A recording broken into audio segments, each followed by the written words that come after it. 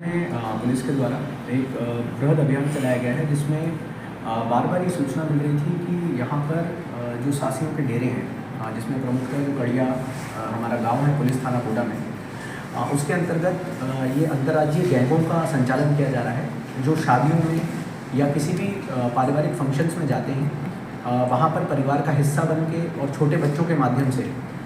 बड़ी तादाद में जो सोना जेवरात महंगे इलेक्ट्रॉनिक आइटम्स जो रहते हैं उनको चुरा कर लेके आते हैं। इसमें हम लोगों ने पिछले 1 साल का डेटा निकाला कि कितने बाहर की टीमें हमारे पास आई थी, तो उसमें हमें पता चला है कि करीबन 200 से ज़्यादा टीम्स जो अन्य राज्यों से आई हैं, जैसे मिर्ज़ापुर, अलीराजपुर, इसी के साथ साथ आगर मालवा, चित्तौड़, साथ में इंदौर, उज्जैन, भोपाल, अन्य टीमें आई हैं। और सभी के द्वारा जो फोटोग्राफ्स वीडियोग्राफ्स हमें दिए गए थे उसमें सभी में एक ट्रेंड समझ में आया कि कुछ बड़े स्तर पे यहाँ पर गैंग्स हैं जो इस तरीके से काम कर रही हैं। इसी के चलते हम लोगों ने पहले पूरा इन्फॉर्मेशन गैदर करने के बाद एक डिटेल्ड रेड प्लान किया था। और एक समस्या जो हमेशा आती थी कि इसमें जो मुख्य आरोपी होते थे वो पुलिस के जांच से और पुलिस के अरेस्टिंग से बाहर रहते थे,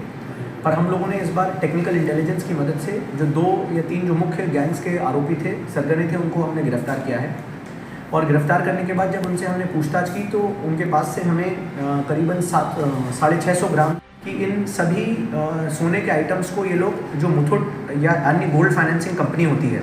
उनके लॉकर्स में सोनारों के माध्यम से लाके जमा करा देते हैं, जिससे कि इसका कोई ट्रेस ना बचे। और ये फाइनेंस कंपनी से कैश निकाल लेते हैं। 1-1.5 साल बाद जब कहानी पुरानी हो जाती है या पुलिस को याद नहीं रहता है कि ऐसी कोई घटना हुई थी और समय बीत जाता है, तब वापस आने एक नई चोरी करके कैश लाके उस जो पुराना गिरवी रखा सोना रहता है उसको निकलवा लेते हैं और उसको फिर मार्केट में गलवा के उससे कैश निकाल लेते हैं। तो ऐसे कई हमें अकाउंट्स के बारे में पता चला था, इसलिए हमने जो HDFC बैंक है पचोर में, उसमें जो गोल्ड लोन के बड़े खाते थे उनमें से भी हमने जब्ती करके सीजर करके विधिक जो सलाह लेने के बाद हमने उससे भी रिकवरी की है। तो उससे भी बड़ी मात्रा में हमें गोल्ड जो है करीबन 20 लाख रुपए का गोल्ड के जो जेवरात थे वो HDFC का जो बैंक है उसमें गोल्ड लोन के तौर पे रखे गए थे, वो भी हमें बरामद हुआ है।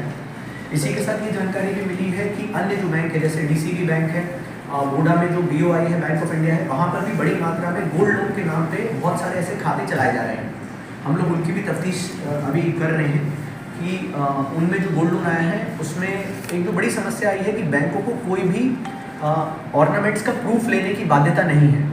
हम इसके संबंध में जो RBI और अन्य जो फाइनेंशियल इंटरमीडियरीज हैं उनके माध्यम को भी उनको भी पत्राचार कर रहे हैं कि इसको नियम बनाया जाए कि कोई भी जो बैंक में गोल्ड लोन रखेगा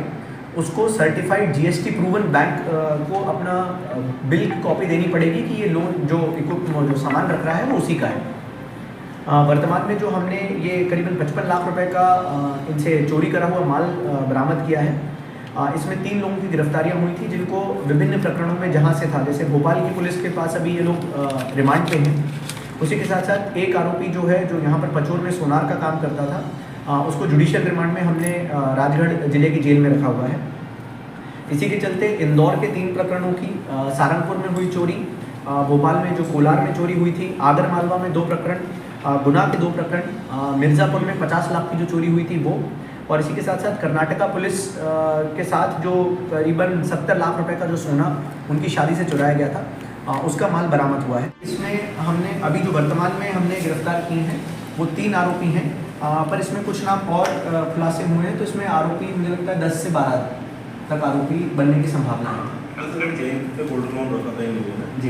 इनके नाम पर रखा था फोन जी बनाया जी। तो सोनार जो है जिनके नाम से बैंक लोन रखा था उन्हीं को उनको आरोपी बनाया जो जेल पूरा बैंक वाले नहीं, पूरा बैंक नहीं, कुछ घरों से वो पानी दूध वाली केतली, दूध की केतली क्या था तो वो बैग और उसकी फोटोग्राफ भी आपको शेयर कर देंगे। मतलब जो अब हमने तो जब जैसे हमें न्यायालय में क्योंकि पेश करना होता तो हमने उस हिसाब से जब्त कर लिया है, पर कुछ घरों जो कि बड़ी चौंकाने वाली भी है कि कई जगह पे हमें जो फोटोग्राफ्स मिले वहाँ पर जो ये चोरी करने वाले बालक हैं या जो गैंग है ये बिल्कुल परिवार का हिस्सा बन के रहते हैं। कई जगह पे तो दूल्हा दुल्हन के साथ गोदी में बैठ के इनकी फोटोग्राफ्स मिली हैं। तो इसलिए परिवारों को भी हमारी एक एडवाइस है कि आप लोग बिल्कुल विशेष रूप से ध्यान रखें कि ऐसे कोई अगर नाबालिग लोग आपको आपकी शादियों में मिलते हैं जिनको दोनों परिवार वाले पहचान नहीं पा रहे हैं या समझ में नहीं आ रहा है कि ये किस रिश्ते से हैं, तो ज़रूर उसकी तस्दीक करें, क्योंकि बड़े पैमाने पे ये लोग लगातार इस तरह की हरकतें पूरे इंडिया भर में कर रहे हैं। और अगर अगर हम लोग सावधान रहेंगे तो मुझे लगता है कि ऐसी वारदातों को रोका जा सकता है। तो हमें जो माल मिला है उसके लिए हम लोगों ने इसकी डिटेल्ड PDF भी जारी करी है एडवाइजरी के साथ, जिसको हम पब्लिक में सर्कुलेट करने वाले हैं और व्हाट्सएप ग्रुप में, और आप लोगों से भी अपेक्षा रहेगी कि आप लोग इसको सर्कुलेट करें, जिससे कि अगर कोई ऐसा फरियादी है जिसके यहाँ चोरी हुई थी परंतु उनके संबंधित पुलिस के द्वारा उसमें अभी तक जब्ती नहीं की गई है या उसको ट्रेस करने का कोई प्रयास नहीं किया गया है, तो वो गोडा पुलिस से उसमें हमने अपना संपर्क का नंबर भी दिया है, वो व्हाट्सएप कर सकते हैं अपने जो उनके ऑर्नामेंट्स थे उस समय के, और अगर हमारे पास जब्ती माल में वो रहेंगे तो हम उनको इन्फॉर्म कर देंगे, तो वो यहाँ आके कोर्ट के माध्यम से वो अपना सामान प्राप्त कर सकते हैं।